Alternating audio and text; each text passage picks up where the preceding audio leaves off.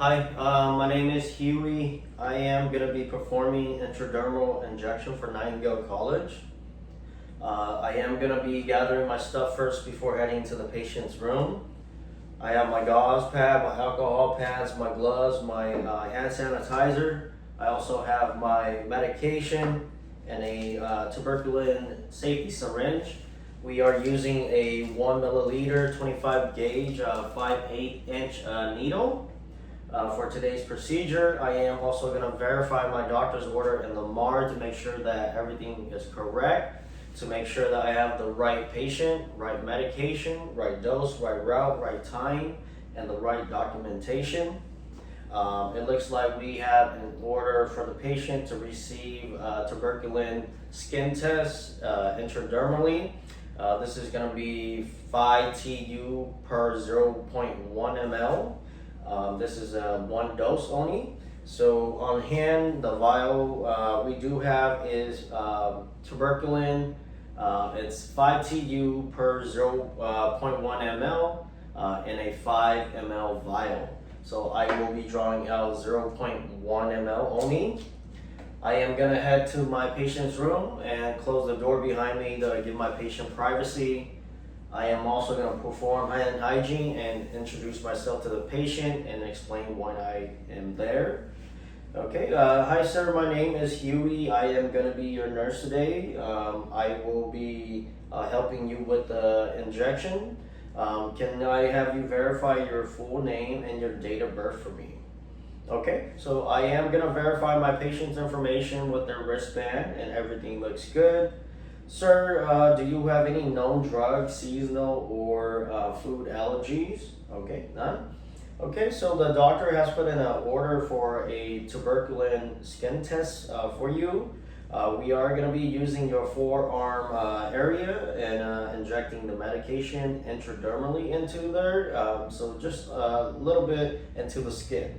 Some of the reason why we use this test is to test if you have been exposed to tuberculosis. Some of the side effects that comes with it is swelling or itching at the site, and then some of the more serious adverse effects are shortness of breath or hives. So if you have any of those, definitely let me know immediately. You might feel some slight burning or stinging sensation at the site when I inject it, or even at the end of it. Do you have any questions for me, sir? Okay, none? Okay, so before I prep my stuff, I am just going to go ahead and perform hand hygiene. I am going to don my gloves.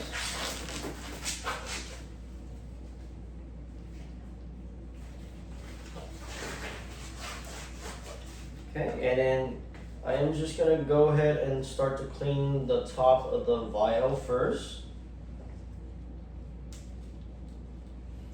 While I'm waiting for my vial to dry, I'm going to pull back the dose that we need, but the air.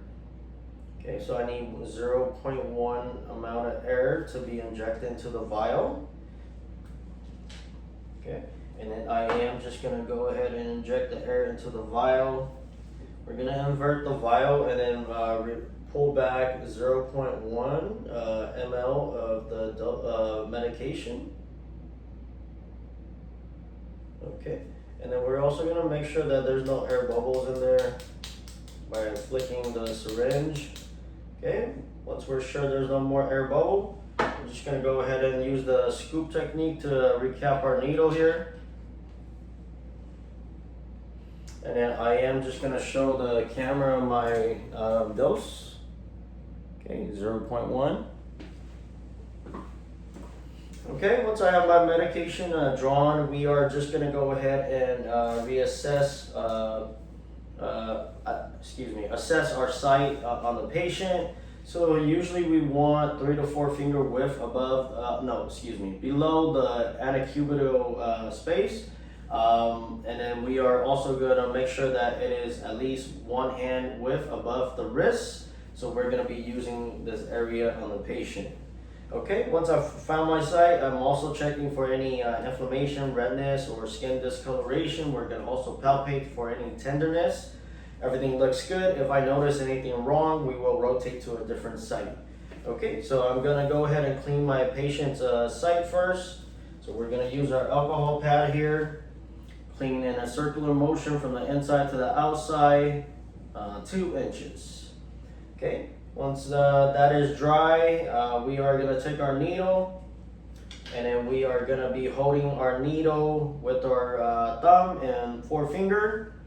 And so we are gonna go ahead and make sure that our non-dominant is stretching out the skin to make sure it's tight.